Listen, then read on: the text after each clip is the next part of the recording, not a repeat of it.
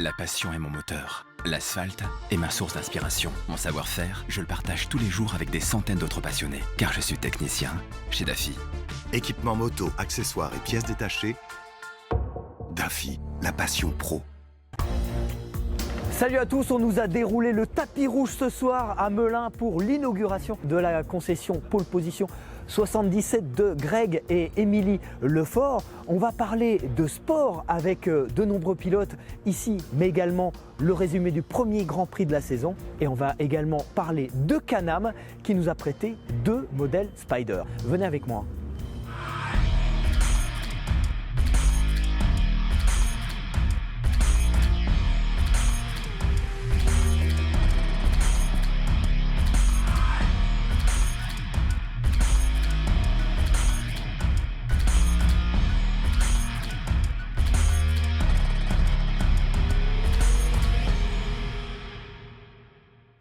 Nous sommes donc dans une superbe concession chez vous, Émilie et Greg Lefort. Émilie, bonjour. Bonjour David. Bonjour, avec nous Cédric également de Can-Am, de la marque Can-Am. Bonjour David. Et Eric Sélis qui va nous accompagner tout au long de cette soirée. C'est une soirée. Bonsoir David.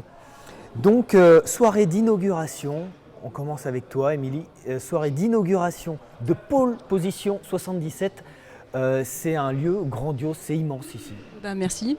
Oui, 1600 mètres carrés de bâtiment, 700 mètres carrés de showroom. Donc on est fiers, on a beaucoup travaillé pour réaliser ce projet. Ça fait 10 ans qu'on est ouvert et ça fait 1 mois qu'on a ouvert cette nouvelle concession. 1 mois, et combien de temps de travaux pour fabriquer cet immense bâtiment? 1600 mètres carrés, tu disais? Pas très longtemps parce qu'on a débuté le premier coup de pelle a été donné au mois de mai 2017, donc pas très long. Après, un peu plus long au point de vue administratif, 2 ans de projet. Et puis après, le temps de tout mettre en place, parce que c'est vrai qu'il fallait faire quelque chose qui n'existait pas, quelque chose de nouveau dans la moto et quelque chose qui nous ressemble aussi avec Greg. D'accord. Donc on connaît Greg Lefort par sa carrière sportive. Un grand pilote, il a fait des grands prix, Greg. Eric, tu l'as suivi, toi? Je l'ai suivi, mais pour être très franc, c'est vrai que ça fait un petit moment que j'avais décroché, et c'est vrai que c'est pas toujours évident de se rappeler tout ce qu'a fait Grégory. Mais c'est vrai qu'il a marqué son passage, c'est clair. 10e anniversaire de Pole Position 77, inauguration de ce splendide espace. Il y a 3 marques ici. Tu peux nous dire lesquelles? Alors on a commencé il y a 10 ans avec Ducati et KTM. Moi je souhaitais Ducati, Greg aimait l'esprit KTM, donc là-dessus on s'est retrouvés. Et on vient d'accueillir Can-Am, donc nouvelle marque, nouveau projet, nouveau défi aussi. D'accord, donc on est dans l'espace Can-Am, au centre de cette concession, de cette grande concession.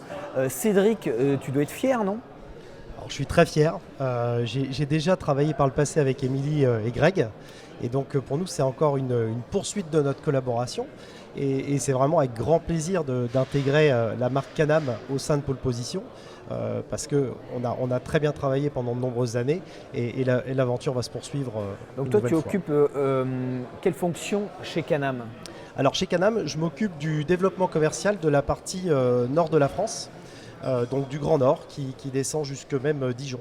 Oui, petite question pour Émilie. On parlait de la situation, pôle automobile, Can-Am, 3 roues, c'est un petit peu dirigé ce choix. Et surtout, une autre question, pas de marque japonaise? Alors, on voulait autre chose. On a déjà 2 belles marques de moto. On voulait autre chose, on voulait une autre activité. On voulait garder la même passion auprès des clients et un marché de niche aussi. Voilà. Donc, au début, on s'est posé la question, est-ce qu'on prend une autre marque de moto ou pas? Et puis on s'est dit non, c'est ça, non, on veut pas. On veut quelque chose d'innovant, on veut quelque chose de nouveau et qui fasse plaisir à tout le monde. Alors ouais, Can-Am, Ducati et KTM sont européens et Can-Am nord-américain. Tu peux nous dire exactement où c'est situé? Alors en fait, Can-Am est une marque qui appartient au groupe BRP. Donc BRP signifie Bombardier Recreational Products, donc vraiment qui est centré sur les produits récréatifs.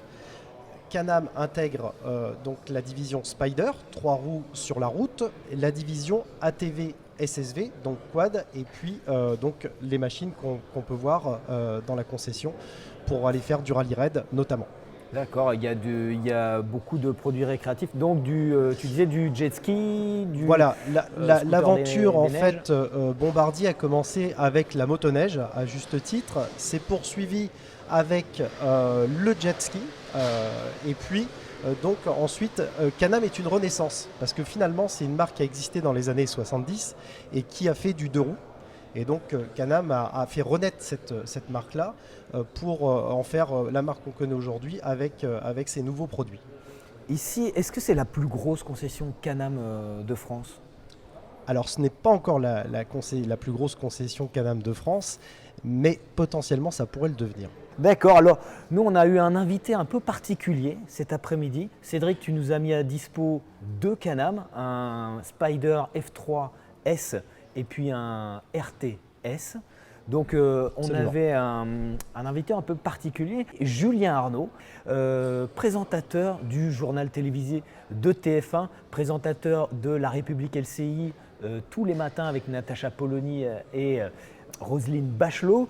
On est allé jusqu'au château de Vaux-le-Vicomte qui est juste à côté d'ici, à 5 km de la concession, le fameux château de Nicolas Fouquet, pour les historiens comme Eric. Bientôt j'aurai le mien, bientôt j'aurai le mien. En Ou le attendant- château, ou Tipeee. Ou Tipeee, Travis Pastrana. Non, le joueur de basket. Ah, Tony Parker Tony s'est Tony marié. Parker s'est marié. d'accord, je suis allé voir Tony le Parker basket s'est à marié le Villarreal. même jour que moi, il a un peu copié, mais bon. Eh bien, on est allé au château de Vaux-le-Vicomte avec Julien Arnaud qui nous dit ce qu'il a pensé des Spiders. Pendant les portes ouvertes Suzuki Spring Break, profitez d'un crédit gratuit avec 0 € d'apport sur toute la gamme Suzuki, mais aussi jusqu'à 900 € de bonus reprise de votre ancienne moto et jusqu'à 1350 € d'avantages clients selon les modèles.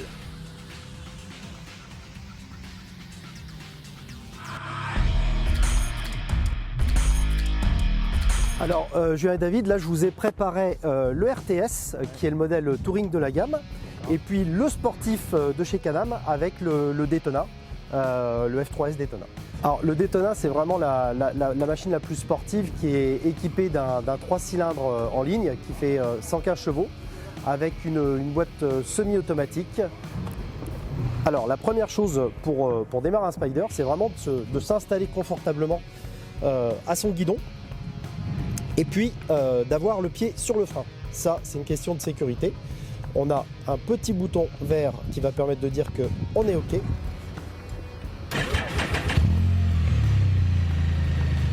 Il y a vraiment un truc qui est super avec le Spider, c'est qu'on n'est pas obligé de se balader avec son casque. Parce qu'il y a un coffre à l'avant qui permet de ranger son casque et de le sécuriser. Là, je me dirige vers le RTS. Le RTS qui est une machine destinée au tourisme avec tout le confort qui va avec, c'est-à-dire un pare-brise réglable intégralement, une suspension pneumatique qui est réglable via un interrupteur et qui va permettre d'adapter le comportement et le confort de la machine avec la passagère. On a également une bagagerie intéressante et complètement intégrée avec le top case et les valises qui vont permettre de voyager dans des conditions Pullman. Dernier détail sur cette machine, eh bien, un système son en quadriphonie qui permet d'avoir autant de son à l'avant qu'à l'arrière pour la passagère. Il y a quelque chose qui est très intéressant chez Can-Am, c'est qu'ils prennent vraiment soin de la passagère. Parce que la passagère, elle a aussi ses petites commandes. Et ici, donc, elle peut prendre le contrôle de la radio. Et ici, elle peut effectivement choisir de mettre un petit peu de chaleur pour ses mains. Et bien les gars, maintenant, c'est à vous de jouer. On y va? Ok, merci. Eh ben, merci beaucoup. Je prends celle-là. Ok. Allez, la jaune, c'est parti.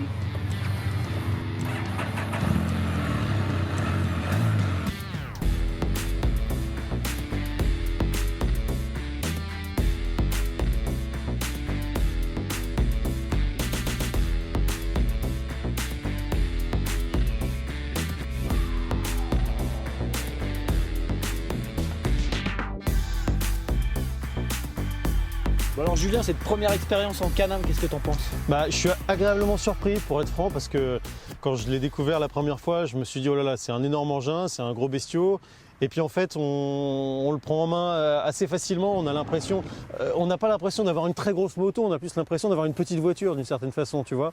Donc le gabarit, on l'appréhende tout de suite, assez instinctivement, assez instantanément. Il n'y a pas de frein sur le guidon, donc ça peut être un peu déstabilisant aussi, mais honnêtement non. Le fait que ce soit un gros moteur, parce que toi, tu es un utilisateur de 2 roues, Ouais. mais tu fais partie des personnes qui ont le permis B Ouais. et qui ont les 7 heures de conduite, donc tu as le droit de conduire ce véhicule qui a un gros moteur, un gros 3 cylindres de moto, développé par Rotax. Et toi, tu as le droit de le conduire. Est-ce que c'est déconcertant au début, cette grosse cylindrée pour toi? Franchement non, pas tellement. Au tout début oui, mais bon, ça fait une sensation assez sympa. On peut mettre de l'accélération et comme on est comme ça à l'air libre, on sent vraiment la puissance du moteur. Les distances de freinage, on prend assez vite confiance par rapport à ça. Donc non, la puissance ne m'a pas déstabilisé. Au contraire, c'est presque, tu vois, il faut faire attention à ne pas être pris dans l'ivresse du truc. Je pense rester quand même, pas sentir la confiance trop vite. À mon avis, c'est ça le danger éventuel qui peut venir. Non, ce qui est peut-être un tout petit peu dérangeant, c'est ou déstabilisant, disons, c'est le rayon de braquage. Parce que ça, pour le coup, en plus, tu vois, là, c'est un guidon qui est assez large, qui est assez grand. Donc, c'est pas un méga confort de ce point de vue-là. Et puis, c'est pas évident non plus de passer la marche arrière. Il y a un petit coup à prendre, j'ai pas encore le coup, quoi. Donc, je vais martyriser les boutons, ça, je l'ai pas encore. Moi, mon ressenti, c'est plutôt un ressenti de voiture, finalement, de décapotable. T'as envie de cruiser un peu avec ça, tu vois. T'as envie d'être comme ça, sur des routes secondaires, de te laisser un peu vivre. Pas de bomber, t'as pas tellement envie d'aller très vite, moi, je trouve. T'as juste envie de te laisser vivre, de sentir l'air libre. Donc, de ce point de vue-là, c'est vrai que c'est une sensation de motard. Moi, j'avais celui-ci, j'avais le RTS, ça ballotte un peu plus. Ouais. Le guidon est un peu plus rapproché, donc c'est un peu plus une ambiance confort. motard peut-être de ce point de vue-là. En tout cas, le gabarit, c'est vrai que le gabarit s'apparente à celui d'une Smart. Mais c'est vrai que c'est plus à ça que tu penses, moi je trouve. Ouais. Voilà Julien, j'espère qu'on l'a convaincu d'acheter une grosse cylindrée. Pourquoi pas un Spider? À quelle clientèle ça s'adresse les Spider? Est-ce qu'il y a un client type, Cédric? Alors, ce qu'il faut savoir avec Spider, c'est déjà au niveau législatif, il y a 2 possibilités d'accéder au monde Spider. Le premier, c'est tout simplement effectivement d'avoir le permis moto qui va permettre de piloter un Spider immédiatement. Et par contre, il y a également une deuxième partie de clientèle qui est accédante avec le permis B.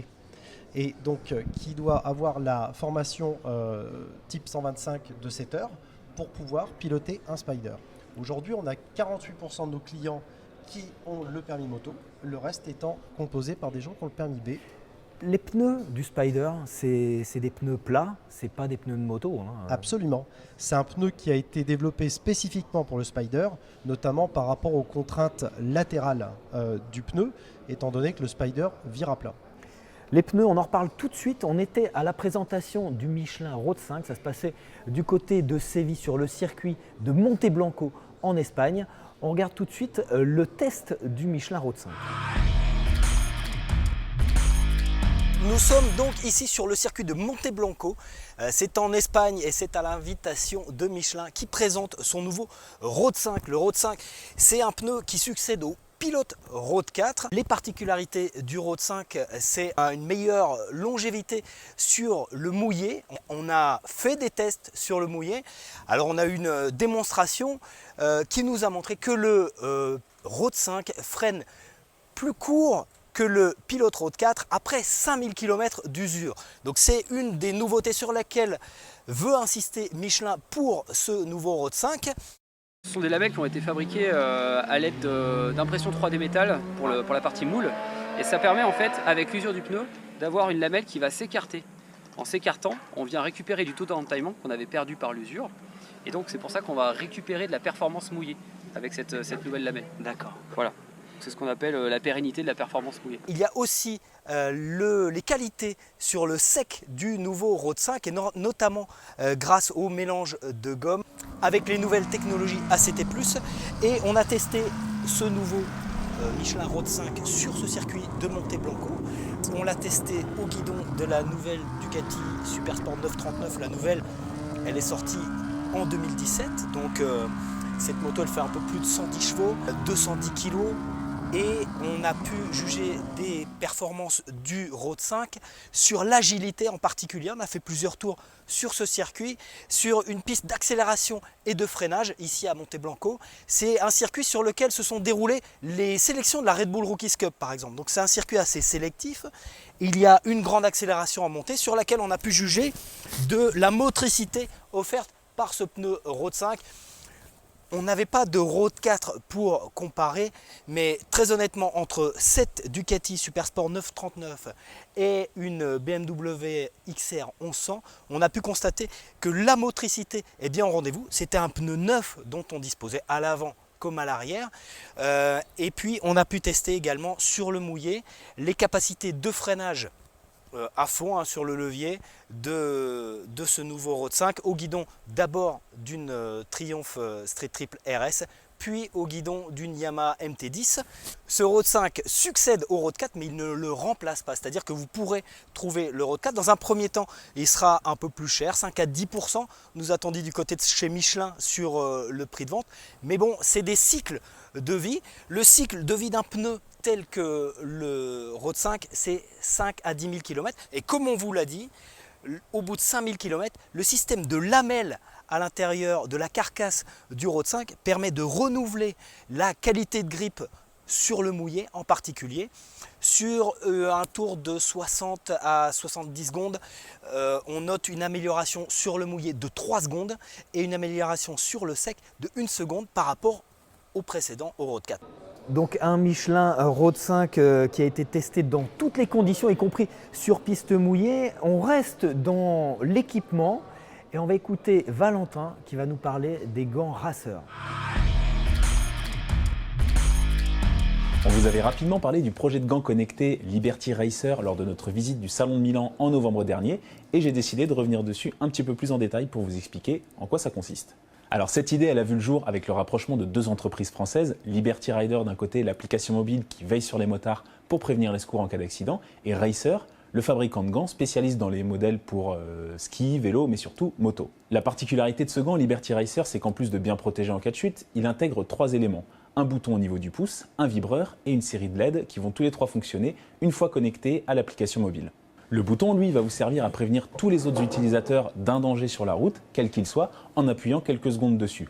Le vibreur, lui, il se déclenche si vous dépassez la vitesse maximale que vous aurez déterminée au préalable, ou si c'est vous qui arrivez sur une zone de danger, signalée donc par un autre utilisateur. Les LED vont alors entrer en jeu puisqu'elles vont s'allumer au fur et à mesure que vous vous approchez de la zone de danger. Encore à l'état de prototype, ce gant Liberty Racer il sera prochainement testé par des dizaines de motards pendant plusieurs semaines afin de finaliser le concept et du coup il devrait être commercialisé pour la fin de l'année 2018 à un tarif encore inconnu. Merci Valentin, on va passer tout de suite au top et au flop avec les 40 ans des 24 heures du Mans. On a assisté à la présentation, les tops, les flops. Le premier top, donc le 40e anniversaire des 24 heures du Mans. On était présent, Eric, pour la présentation de l'édition 2018 des 24 heures du Mans qui nous promet de belles surprises. Oui, effectivement, un beau spectacle, un bel anniversaire. 40 ans, ça sera la 41e édition, c'est la loi des écarts. Il y aura effectivement beaucoup de choses de prévues en termes d'animation. Il va y avoir un Hall of Fame de prévu pour certains pilotes. Il y aura une belle animation le vendredi soir sur la ligne droite des stands où certains pilotes marquants de l'histoire des 24 heures du Mans seront invités et recevront une petite récompense symbolique. Et puis évidemment, côté sportif, on attend du spectacle. Il y aura 6 machines officielles. Les 2 Yamaha, celle du Yard, celle du GMT 94, les 2 Honda, la Honda numéro 111 du team Honda Racing, la Honda numéro 5 du team FCC Honda France, et puis évidemment la Suzuki du Suzuki Endurance Racing Team de Dominique Mélian et la BMW qui revient après sa belle prestation du Bol d'Or. Donc on n'oublie pas, c'est la 2e épreuve du championnat du monde qui a débuté l'année dernière au Bol d'Or au mois de septembre et sur la victoire du GMT. Donc le GMT logiquement fait office de favori à sa propre succession. Un beau plateau et un enjeu sportif, Eric, mais également des pilotes de pointe, de nouveaux pilotes de pointe qui arrivent, notamment Manuel Poggiali sur Ducati. Donc on est dans une concession Ducati. Manuel Poggiali, champion du monde 125, champion du monde 250 il y a quelques années. Il arrive en endurance. Poggiali, mais également Jakub Schmerz, un grand nom du mondial Superbike. il y a Michael Laverty, ancien pilote de MotoGP, et un pilote qu'on avait reçu chez Roberto Rolfo, voilà, qu'on avait reçu chez Pierre Chapuis, chez Moto1, voilà, qui sera là également. Donc je crois que c'était aussi la dominante de la présentation de l'épreuve. C'est voilà, l'endurance s'ouvre de plus en plus et attire de plus en plus, et ça, on peut que s'en réjouir. Une autre bonne nouvelle, un autre top, c'est l'arrivée chez Indian, on était chez Indian, de Ola Stengard, un designer qui a fait les beaux jours du département design de BMW. C'est lui notamment qui était à l'origine des 90. Ola Stengard rejoint Indian. Ça bouge chez Indian. Oui, ça bouge, c'est dynamique. On l'a vu quand on est allé dans la concession à Metz. Ça permettait de voir le dynamisme de la marque. Et de fait, bien, ce renfort de choix devrait nous valoir quelques créations assez sympathiques. On avait parlé de la FT qui devrait peut-être arriver. On va voir ce qu'il nous réservera par la suite, en espérant que ça ne soit pas non plus du copier-coller de ce qu'on a vu chez BM. Alors une soirée, on se prépare à une belle soirée ici chez Pole Position 77. Hier soir, il y avait une soirée aussi organisée par Moto Blues qui change de nom, qui change de logo, pardon. Moto Blues change de logo et va ouvrir des lieux de vente non plus virtuels. Ça ne va plus être seulement sur Internet, mais ça va être aussi physique. Voilà. On a interviewé le patron de Moto Blues et nous livre quelques infos. Aujourd'hui, on est des e-commerçants, donc on vend uniquement sur Internet des vêtements et des accessoires pour les motards, des blousons, des bottes, des casques, etc. Mais aussi des pots d'échappement, des pneus, des plaquettes de frein. Et l'objectif, c'est de continuer à développer Moto Blues en offrant les meilleurs produits à nos clients avec le meilleur prix et surtout une expérience client, un service exceptionnel. C'est vraiment là-dessus qu'on se différencie. En fait, on explique, à chaque fois qu'on me pose cette question-là, j'explique simplement qu'on est des commerçants, on n'est pas des gens qui travaillent sur Internet, on est des vrais commerçants. Et notre obsession tous les jours, c'est d'essayer de proposer les meilleurs produits. Donc on a l'offre la plus large du marché. Tu trouveras tous les produits sur Moto Blues, de la plus petite marque à la marque la plus connue. On a également nos propres produits, avec les marques DXR, Dexter, etc. Aujourd'hui, on a voulu changer l'identité de la marque parce qu'on a des valeurs de communauté qui ne se retrouvent pas assez dans le logo. Et on a décidé de changer notre logo maintenant parce qu'en fait, on va ouvrir des points de vente physiques. Et c'est mieux de le faire avant d'ouvrir des points de vente physiques que de le faire après. Ce sera beaucoup plus efficace. Et vraiment, notre objectif, c'est qu'on ressente notre esprit communautaire dans notre logo. Donc on change la baseline aussi. La nouvelle baseline, c'est Enjoy the Ride. C'est vraiment notre état d'esprit, notre philosophie. Et c'est vraiment ce qu'on veut promouvoir sur Moto Blues. Moto Blues, ça ne doit pas être seulement un site de vente de vêtements et d'accessoires moto, c'est vraiment un lieu de ralliement de la communauté motarde. Voilà, c'était Thomas Tumrel, l'un des créateurs de Moto Blues. On passe au flop avec ce qu'on peut considérer comme un flop. Ça peut être aussi considéré comme un top. En tout cas, c'est un séisme dans le monde du journalisme. C'est le rachat de Motojournal par Moto Revue. On a eu Bayer qui a racheté Monsanto et là, Moto Revue qui rachète Motojournal. Alors Eric, on est passé chez les deux, on a travaillé tous les deux pour Moto Revue et Motojournal. On a commencé ensemble à Moto Revue. Voilà, moi j'étais en place, tu es arrivé et voilà. Après, je pense que la mutation de la presse est inévitable. Est-ce qu'on est en train d'assister à ce qui se fait aussi dans le monde de l'automobile où on voit les marques qui se rachètent les unes les autres pour faire des groupes plus puissants. C'est clair que maintenant le groupe La Rivière va devenir incontournable, on va dire. Ils ont racheté Motostation aussi. Voilà, ils ont racheté Motostation. Ils rachètent maintenant Motojournal, GP+, si je dis pas de bêtises, est l'officiel. Donc aujourd'hui, ils vont être en position dominante sur le marché et incontournable. Maintenant, il faut espérer que tout ça fasse quelque chose, un résultat plus que productif et que ça permette de relancer et pourquoi pas d'étendre la notoriété de la moto au travers des titres qu'ils ont maintenant en leur possession. Alors c'est dommage pour la concurrence, évidemment, c'est ce qu'on regrette, le problème de concurrence. On aimait bien la bataille Moto Revue, Motojournal, c'est dans nos... Ça a toujours été, ce qui faisait Moto Coin d'un côté, Moto Revue de l'autre, ça a toujours été un petit peu les guerres de clochers, mais c'est ce qui faisait aussi avancer les choses. C'est la fin d'une époque, mais bon, il faut vivre avec son temps. Émilie, tu es plus Moto Revue ou Motojournal ? J'ai plus lu des Motojournal que Moto Revue. D'accord. Et toi, Cédric? J'ai commencé ma carrière de motard avec Motojournal.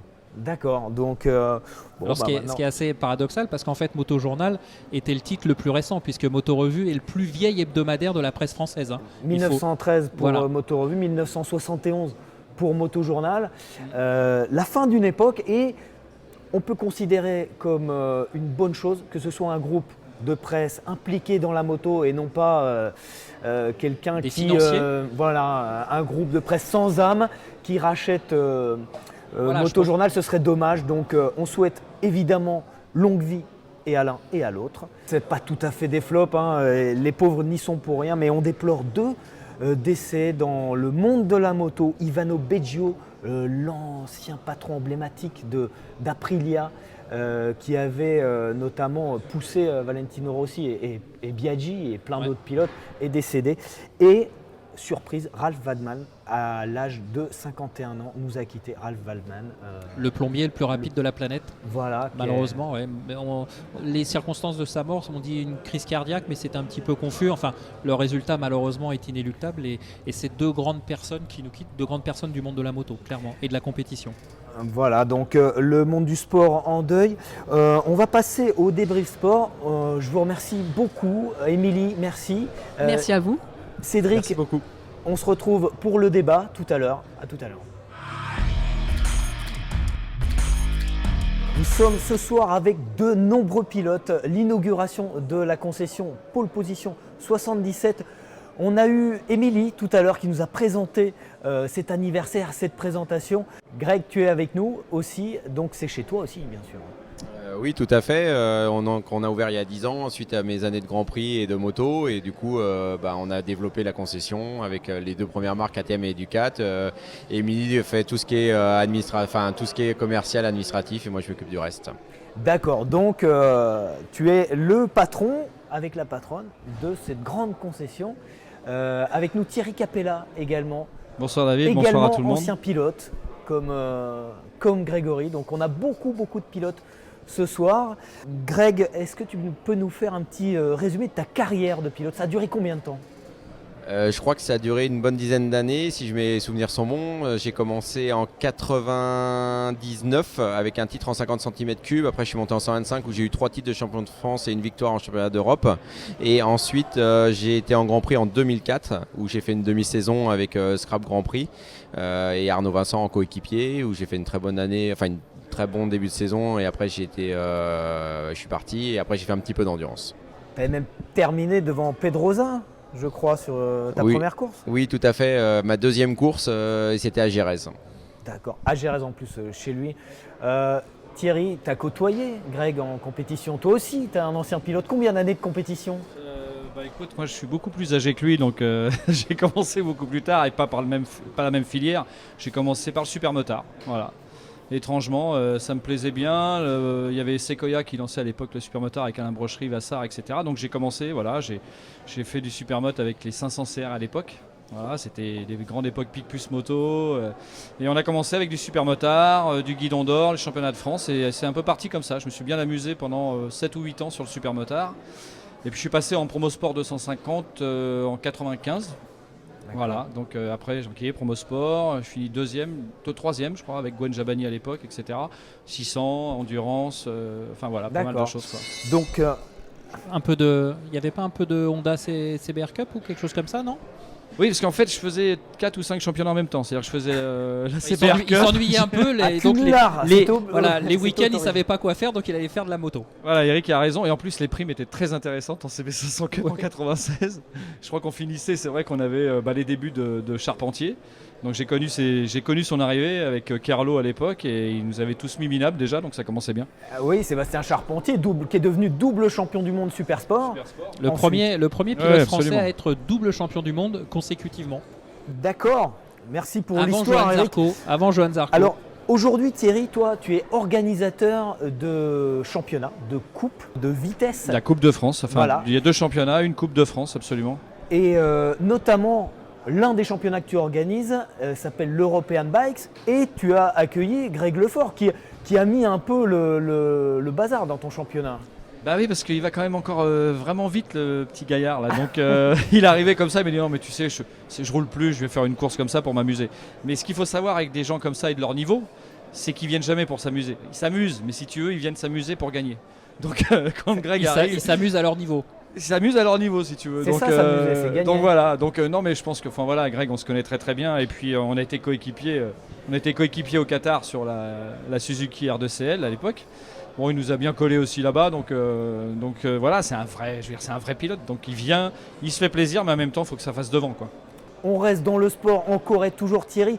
Dans tes multiples casquettes, tu présides aux destinées commerciales aussi d'un titre moto. On parlait de Moto Revue, de Moto Journal tout à l'heure, de GP+, et de GP Racing. Mais il y a un autre titre avant GP+, avant GP Racing. Oui, bien avant, parce qu'il est sorti en 2000. Moi, je l'ai intégré je commence ma 10e année maintenant. Diane de Salve est venue me voir en demandant de pouvoir intégrer le Sport Bike. Ben voilà, le leader incontesté d'ailleurs. Je fais ma pub. Tu nous montres le nouveau la numéro. nouvelle formule en plus qui est dans les kiosques depuis 2 jours. Voilà, donc on commence notre 18e année. 10 ans pour moi sur le service publicité. Donc on bosse un peu sur le marketing. On est vraiment une petite équipe, une équipe soudée. Donc je suis très fier d'avoir intégré ce magazine. Et puis on est toujours a priori leader incontesté de ce créneau. On parlera de Grand Prix avec Objectif Grand Prix. Mais absolument, pour les petits, ouais. Voilà, mais tout d'abord, on regarde Michel Turcot, on écoute Michel Turcot qui va nous faire un débrief du premier Grand Prix de la saison 2018 au Qatar.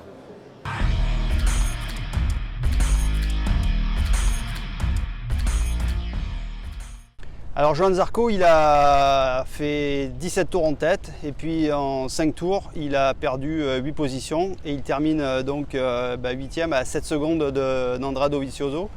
Que s'est-il passé? Il a eu un problème avec son pneu avant. Alors a priori, son pneu avant a eu un petit souci dans le transport entre Clermont-Ferrand et Qatar. Il aurait eu un petit problème de gel. Alors est-ce qu'il a pris un coup de froid dans l'avion, dans les conteneurs? On ne sait pas trop. Néanmoins, d'après Michelin et Piero Taramasso, qui est responsable Michelin là, sur le MotoGP, je ne sais pas ce qui a causé le problème. Pour lui, c'est Johan a trop attaqué.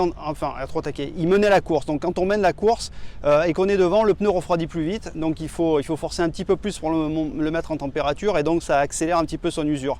D'où le drop de son pneu sur les 5 derniers tours. Alors ça, c'est l'explication Michelin. D'après l'équipe, on pense plutôt que cette gomme avait un souci dans la mesure où Johan avait effectué plus de 20 tours avec ce pneu médium à l'avant que à peu près tous les pilotes ont utilisé, sauf en gros Marquez et Pedrosa. Voilà. Alors, on retiendra quand même de ce week-end des choses très positives. Déjà, il y a une pole position. Il y a aussi ces 17 tours en tête. Johan était très positif à l'arrivée, malgré la petite frustration d'avoir perdu même le podium. 8e, c'est loin, puisque après Dovi et Marquez, il y a Crutchlow, Petrucci, Vinales et Pedrosa qui l'ont doublé. Donc lui, ce qu'il retient, c'est que bien évidemment, c'est ses tours en tête. Et comme il l'a dit, il s'est senti super bien.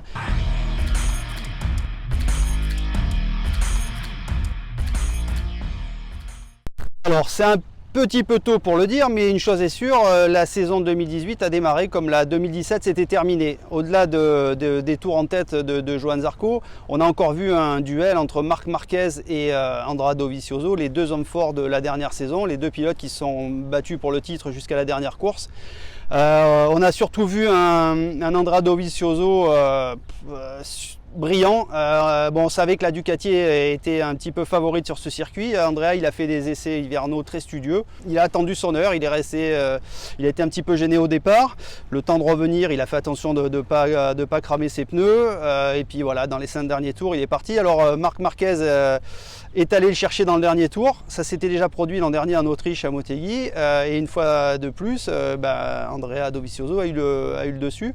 Alors par contre, il est lucide, hein. Il sait très bien que battre Marquez dans le dernier tour, il l'a fait sur 3 circuits où il était favori, où sa moto était mieux que la Honda. Marc, il monte sur le podium, sur la 2e place du podium ce week-end sur un circuit qui n'est pas le sien, sur un circuit qui n'est pas forcément celui de la Honda non plus. Ça veut dire qu'il va être très très fort pour la suite.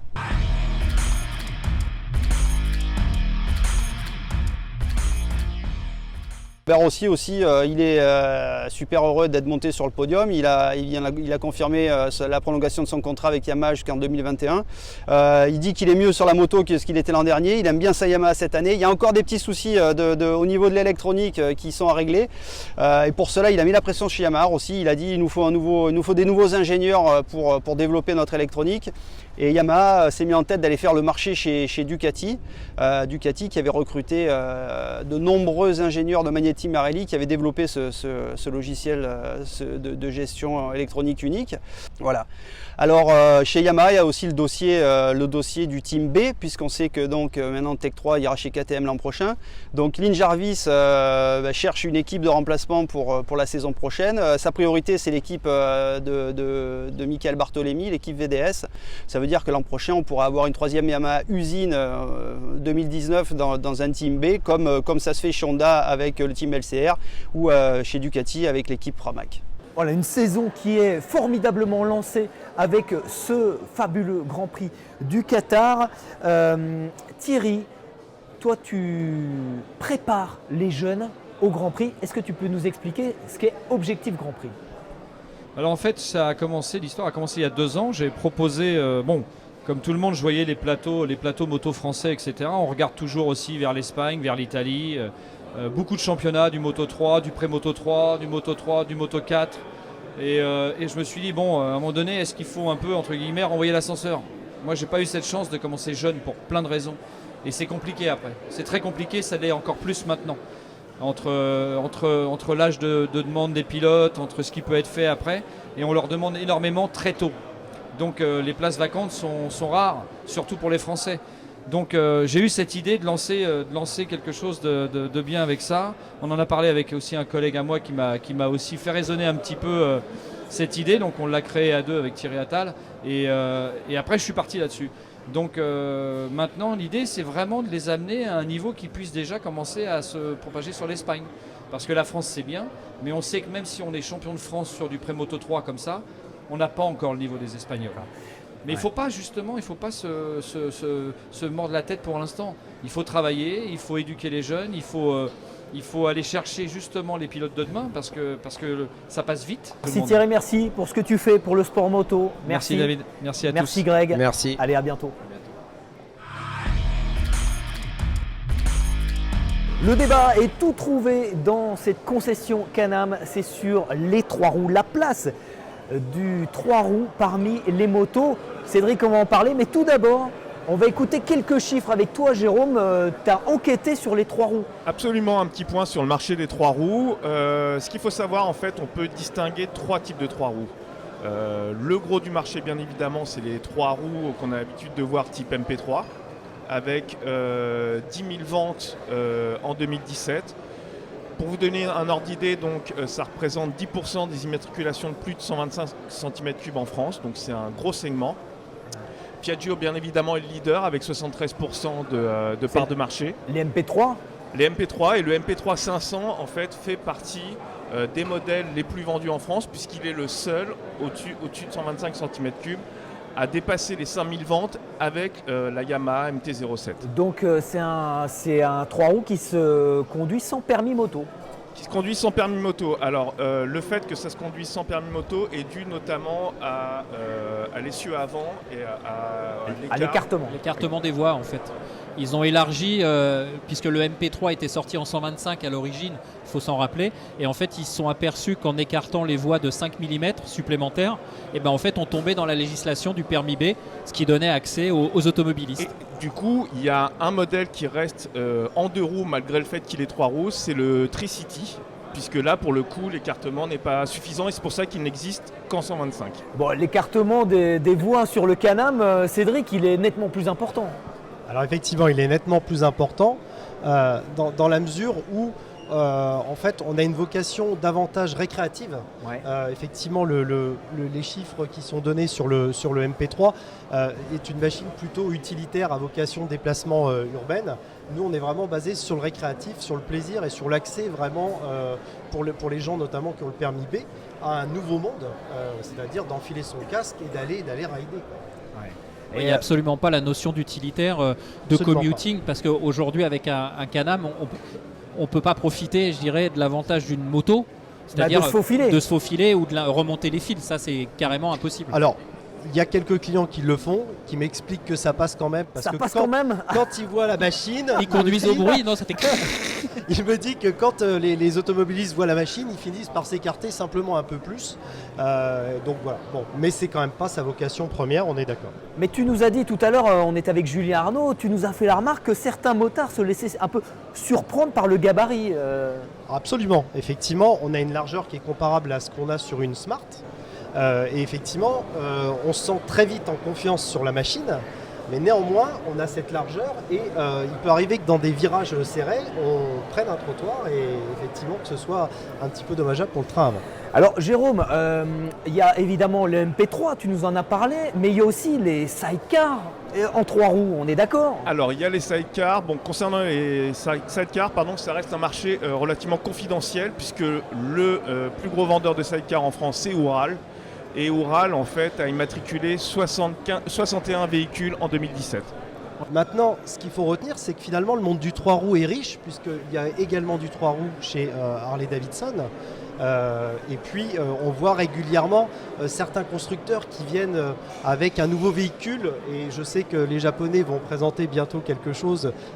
Donc, avec chacun une interprétation très personnelle, finalement. Et c'est ça qui est riche dans le 3 roues. Ouais, on a vu. Ouais, enfin l'interprétation de Yamaha, on va dire que contrairement à Can-Am qui se positionne vraiment différent, ce que va présenter Yamaha, on va dire que c'est quand même plus proche d'une moto par rapport au gabarit, j'entends. Absolument. On est plus haut, on est plus étroit, alors que là, c'est quand même beaucoup plus trapu et on est plus dans l'esprit voiture, quelque part. D'ailleurs, Yamaha fait le choix de réserver le Niken, puisqu'on parle de lui. On dit Niken ou on dit Niken? Niken. Confirmé.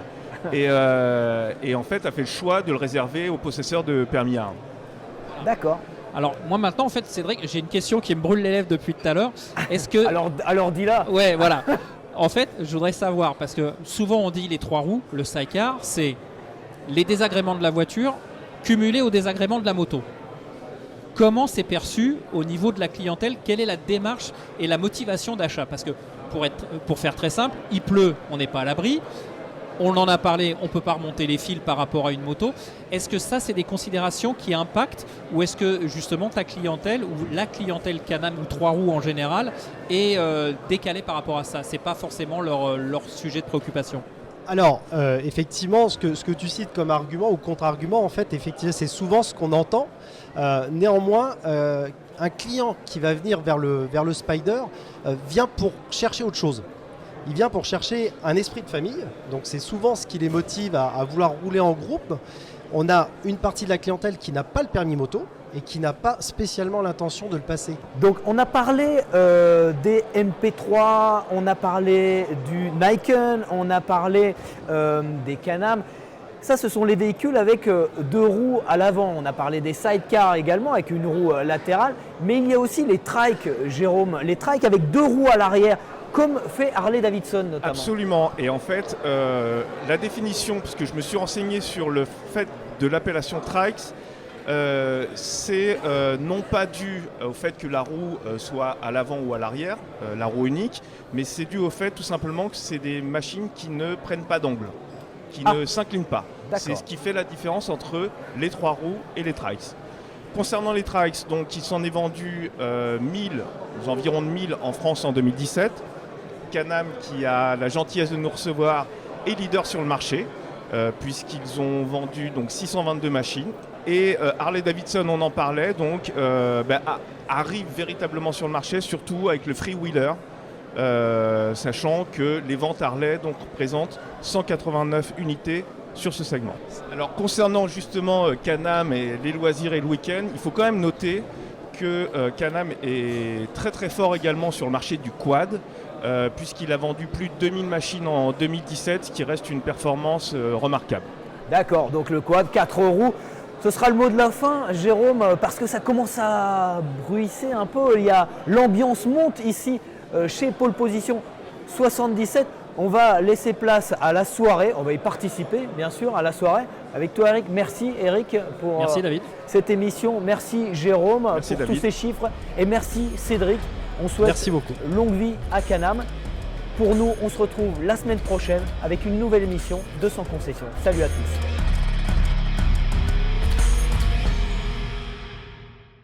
La passion est mon moteur. L'asphalte est ma source d'inspiration. Mon savoir-faire, je le partage tous les jours avec des centaines d'autres passionnés. Car je suis technicien chez Daffy. Équipement moto, accessoires et pièces détachées.